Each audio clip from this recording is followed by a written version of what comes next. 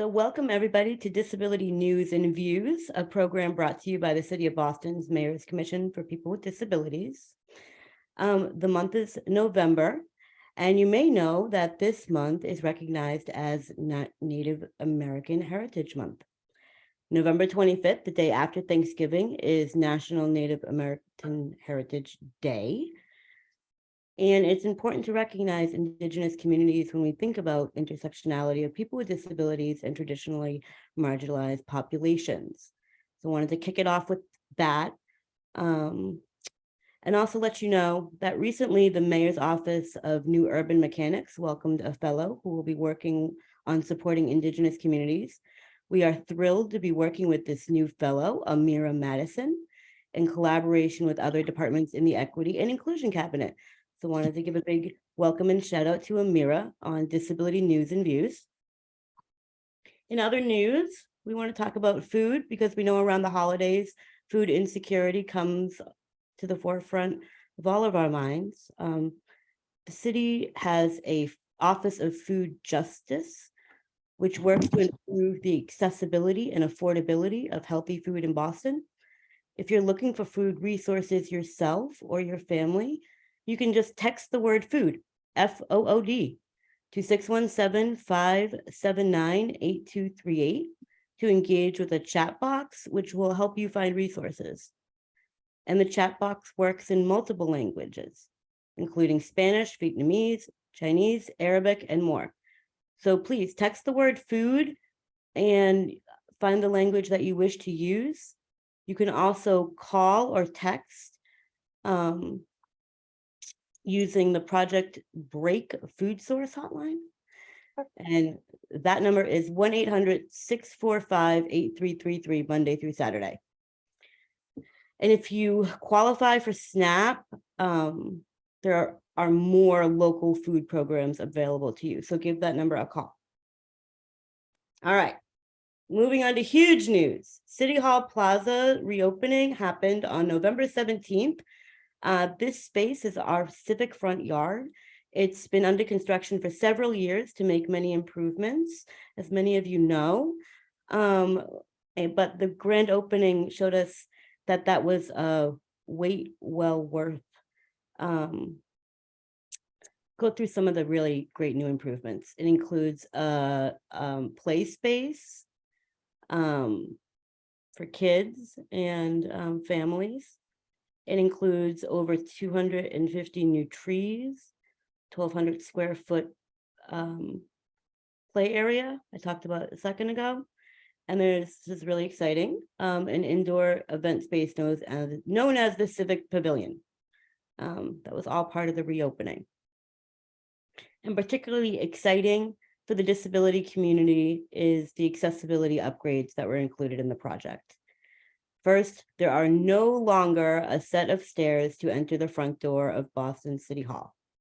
Beginning at the grand opening, nobody has to try to find a ramp anymore. That used to just be hidden behind a brick wall. Now everyone can use the same grand entrance. Also, there is a accessible entrance that leads to the second floor, where the elections department and parking clerk's office is, as you may know, but this entrance has been closed for a while. It was reopened as part of the upgrades. And we at the Disabilities Commission would really like to thank city administrators for taking the time to really engage the disability community in planning the transformation of City Hall Plaza. Advocates with a wide range of disabilities who have been part of our advisory board really have provided some critical input to this plan over a long period of time. So thank you to everybody involved. And we can't wait to hold ADA celebration there next year on the new plaza. Finally, I want to say the advisory board will have its last meeting of the year 2022 on December 21st from 5:30 to 7:30. And that meeting will be on Zoom. The full schedule of 2023 meetings will be announced shortly, and you can find more information about the advisory board on boston.gov/disability or you can always call our office, 617-635-3682. So that's the November disability news. And with that, I'm going to kick it off to Ken Meyer to talk about some disability views. Okay, thank you, Colleen. Our guest is a lady who has been with us before and who works for the MBTA. Her name is Laura Brelsford, and she is Assistant General Manager of the Department of System-Wide Access. Laura, it's nice to talk to you again. Did I get that title right? You got it right, Ken. It's great to be here. Good to see you. Well, one of the things that I know has been added since I have retired is something called the Mobility Center. Can you tell us a little bit about that and how it works? Yes, absolutely. So the Mobility Center is one of the newest initiatives we've been working on at the T, and specifically within the Departments of System-Wide Accessibility and the ride department. So some folks might know that for the last several years, if somebody was interested in signing up to be eligible for paratransit or ride services, that they would go, the first thing that they would do is attend an in-person eligibility session at what we were calling at the time the Ride Eligibility Center, located at 1000 Mass Ave in Boston. And this was an entity overseen by the ride team that was really solely focused on getting people set up with the ability to use the ride if they wanted to do so. In addition to that service, my department oversaw free travel training for anybody interested, particularly those who individuals with disabilities who wanted to learn how to use the MBTA, but felt like, it was probably maybe a little too overwhelming or daunting to do on their own. So we've been offering free travel training services where we would pair somebody with a professional trainer, either in a one-on-one setting or in a group setting, to go out with individuals and help them gain confidence using the system. And those two services, our travel training services and our ride eligibility services, didn't overlap all that much.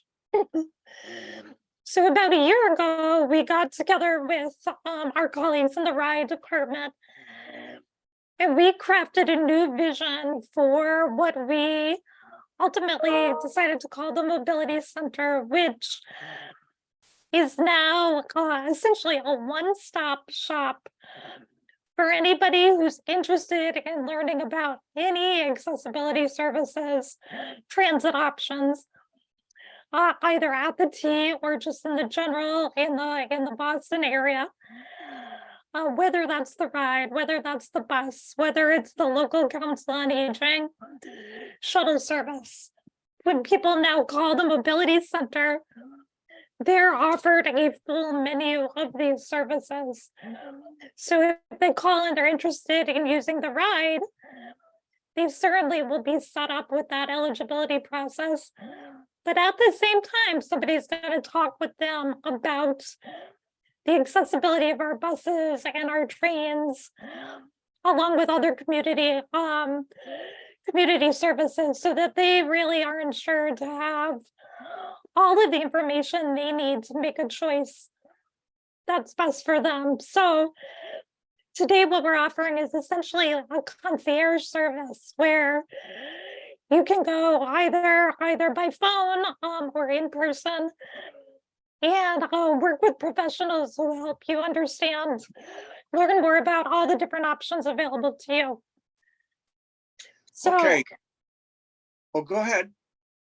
I was going to say, so if anybody's interested in learning more about the Mobility Center, we have a lot of information on our webpage, which is mbta.com/accessibility, or you can certainly call the Mobility Center directly, which is 617-337-2727.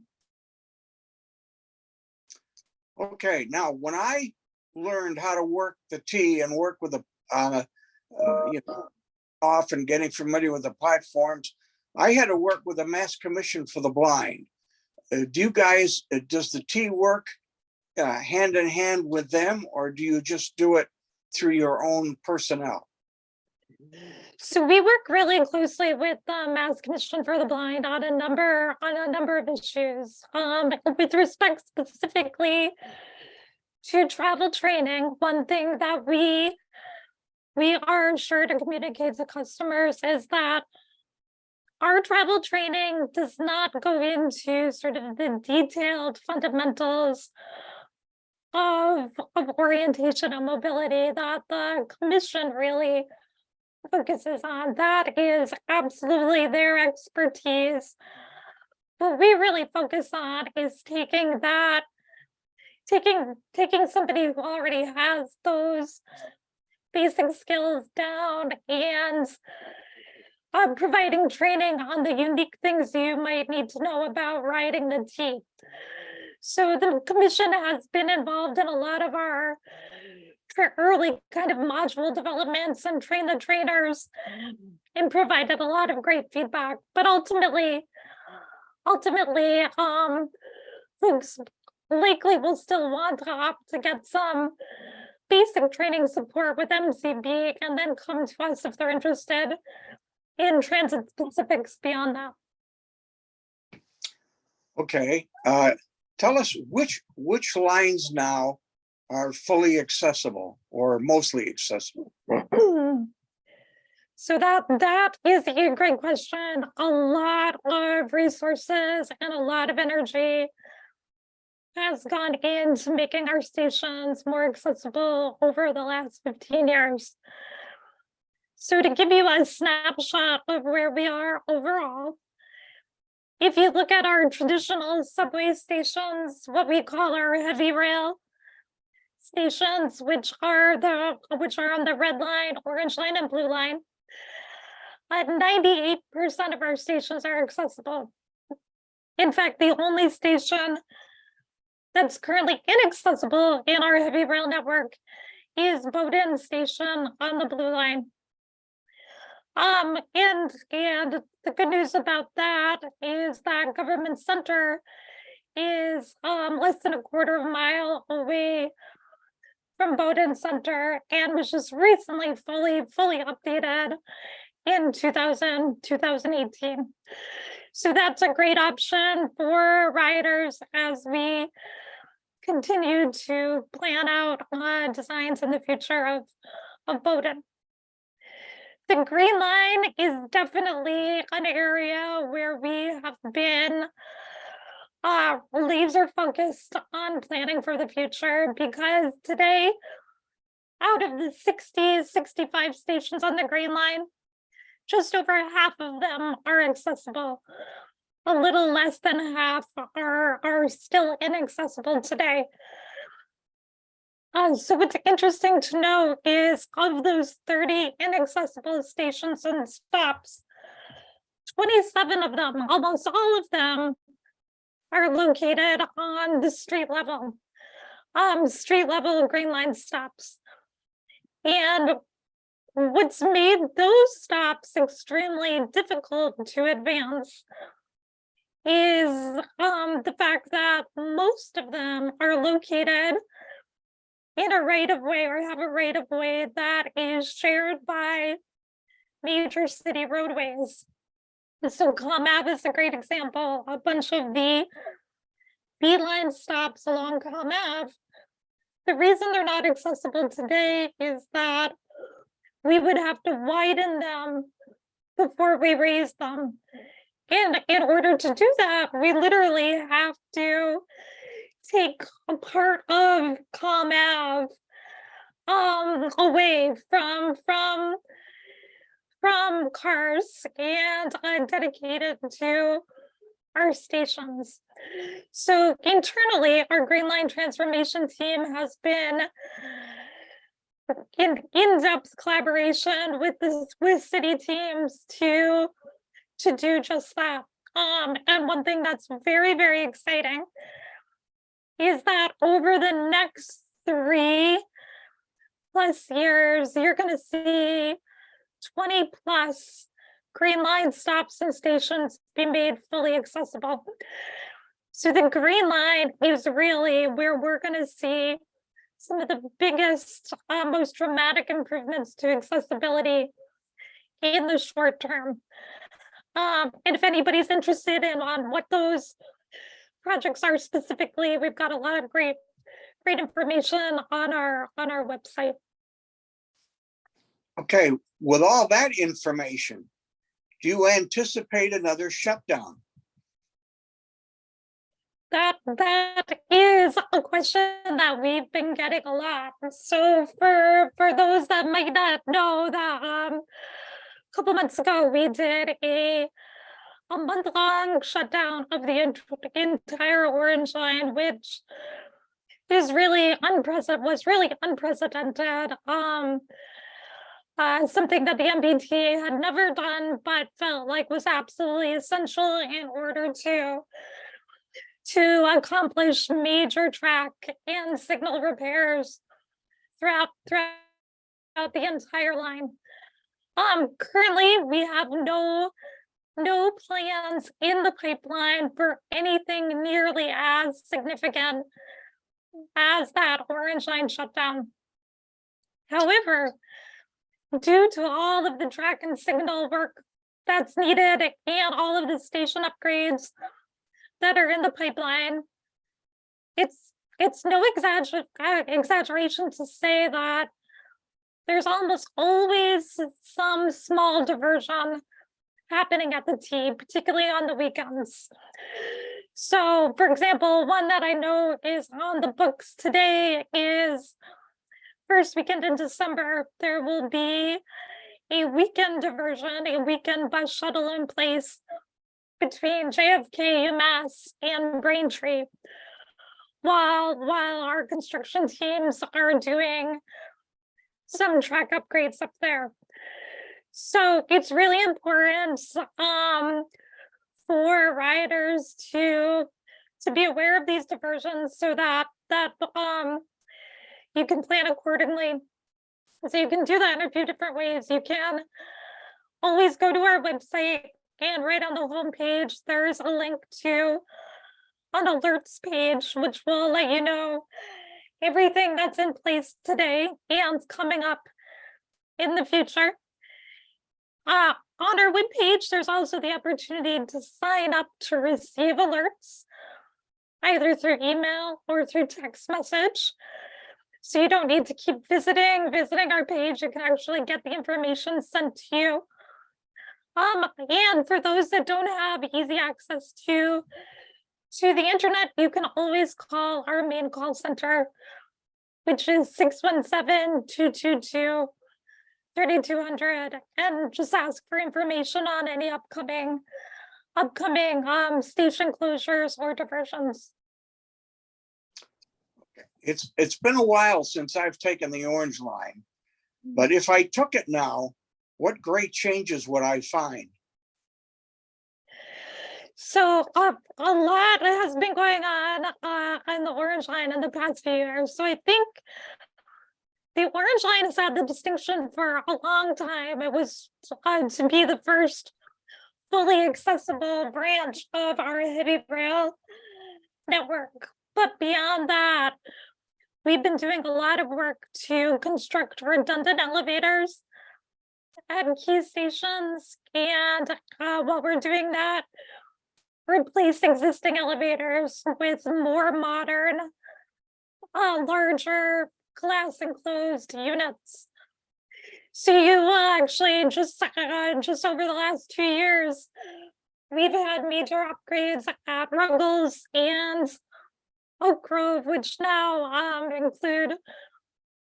include our newest elevator standards, along with just a bunch of general path of travel upgrades. And we've got a bunch of Orange Line stations in the pipeline, from Mass Ave to to Jackson Square and more. All right, something else that has been added since I left are tap passes. Can you explain those, and like if I needed one, how I would get one? Sure. So the TAP pass, for anyone that doesn't know, that just stands for transportation transportation access pass. That's essentially our disability Charlie card. And anybody who has a disability that makes using the fixed route system challenging to use is likely eligible for a TAP pass. And the TAP pass entitles you to reduce fare, generally 50% off of the standard fare. So one major customer benefit that has been rolled out just in the last few months is that we've moved away from a paper-only application and requiring folks to fill out and submit a paper application at Downtown Crossing Station to an online application where, for the first time forever, from the comfort of your own home or from a local council on aging center or from the new mobility center, you can fill out an online application, upload a photo of yourself along with some substantiating documentation regarding your disability. And that is all processed without you needing to go to the Charlie card store. So this is something that our riders and customers have been asking for years.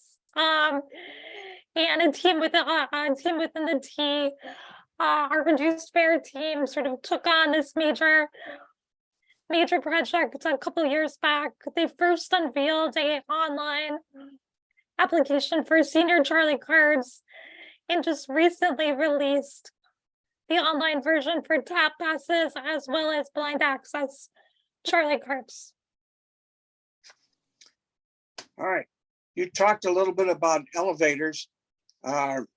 Is there any more that you have to say about those? And also, how about buses?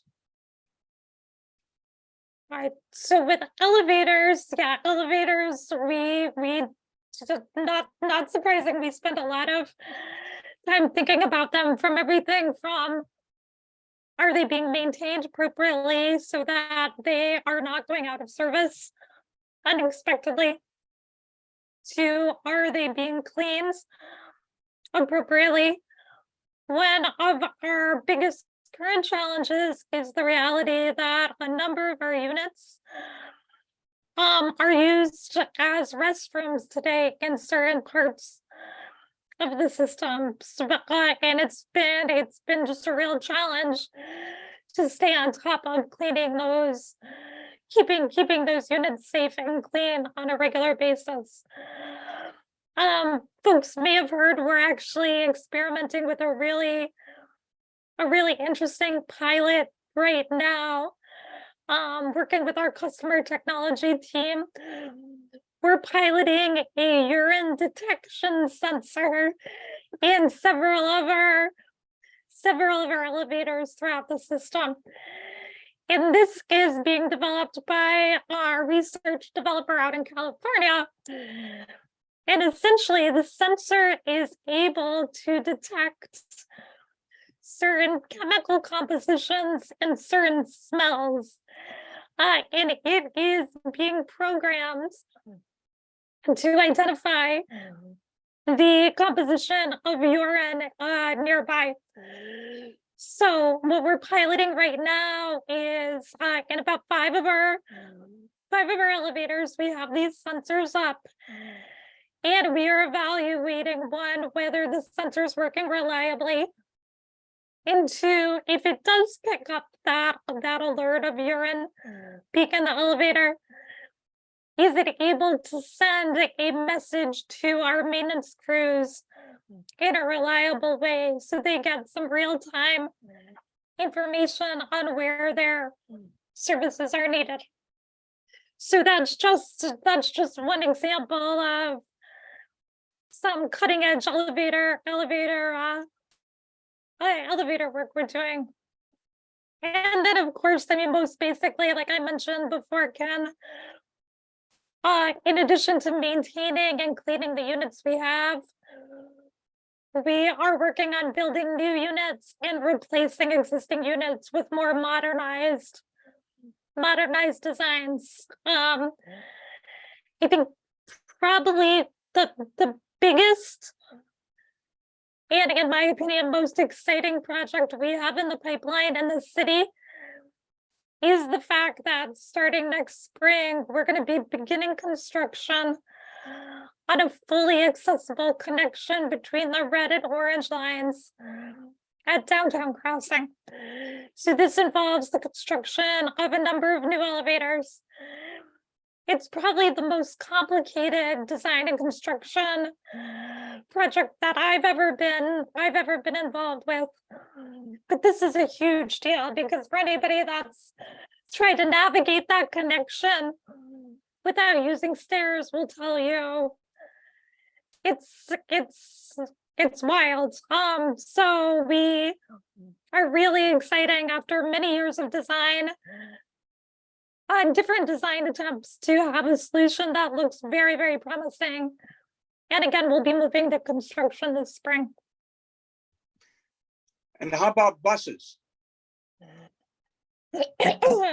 Yeah, so buses, I mean, we consider buses to be the backbone of our system. You know, the majority of riders rely on our bus network. And when you look at demographic data, you see that older adults and people with disabilities use our buses at a higher rate than the general population. So we spend a lot of time working with bus operations and our vehicle engineering team to keep making improvements to our bus network.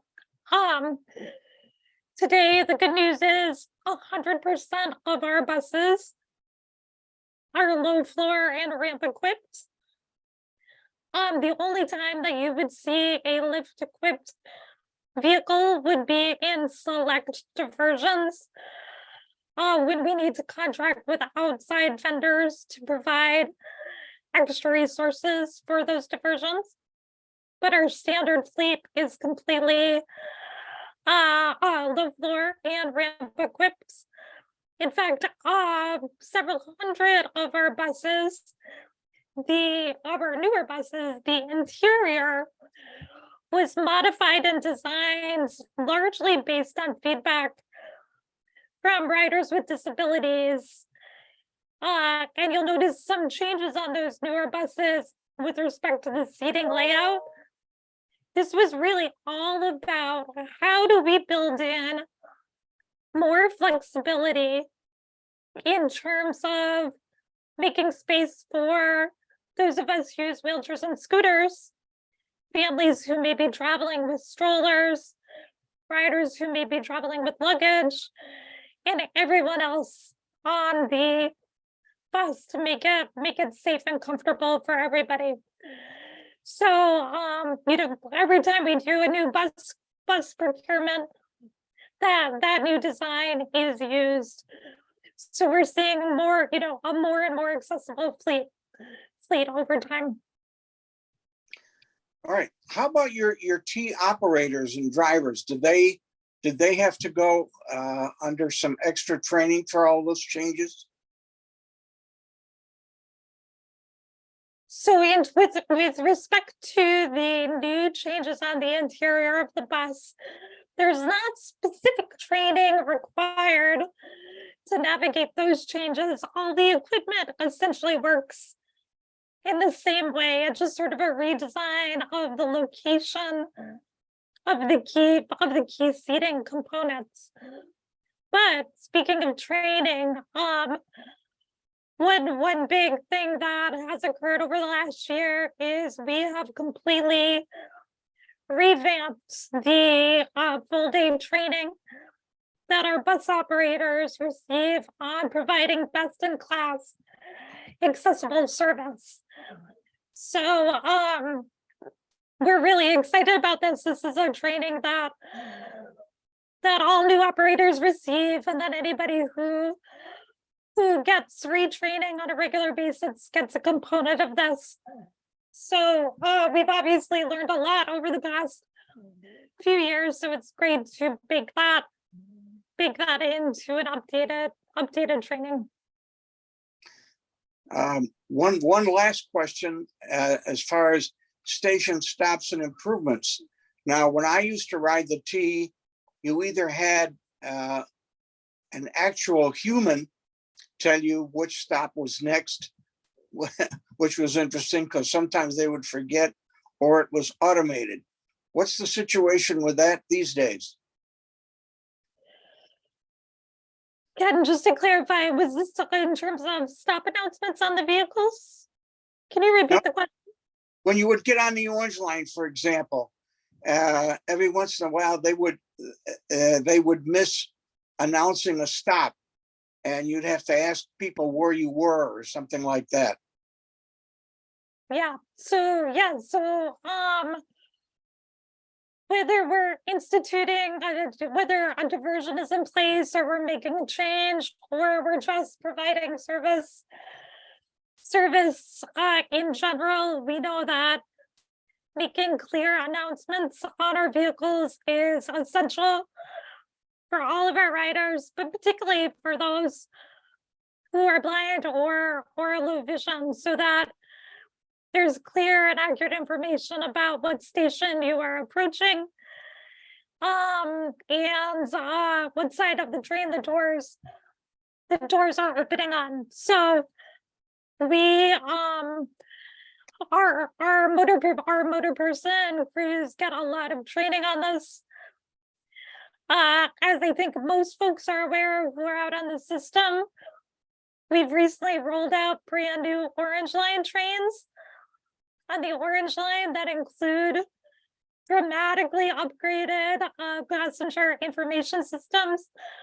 So these announcements are now happening automatically, both audibly and visually on digital marquees.